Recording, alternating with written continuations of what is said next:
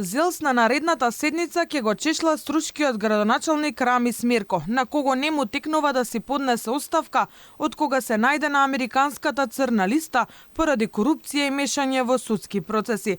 Председателот на непрофитната организација на македонските општини Орце Георгиевски најави дека градоначалниците ќе отворат дебата за случајот Мерко. На наредната седница. ЗЕЛС е непрофитна организација и единствена национална асоциација во која на доброволна основа членуваат сите 80 општини, но дека Мерко не може да го исклучат, рече охридскиот градоначалник Пецаков, кој е член во управниот одбор на ЗЕЛС. Дека имаме можност да го исклучиме, тој не е ниту осуден, ниту било каков друг проблем, туку е ставен на црна листа на Америка заради корупција и така натаму, која што државата после ставањето на црната листа каже дека ќе испитала и видела дека има доста недостатоци.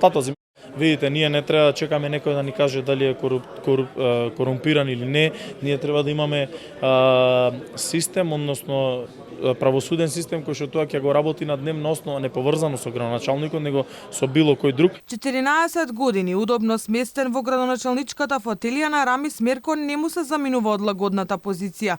И покрај скандалот во кој се најде, тој не поднесува оставка од функцијата градоначалник на Струга. И додека се чекаат судските и обвинителските извештаи за предметите за Мерко, тој единствено преку Facebook статус порача дека ќе ја доставил навреме сета потребна документација, бидејќи секогаш бил транспарентен за органите на правдата.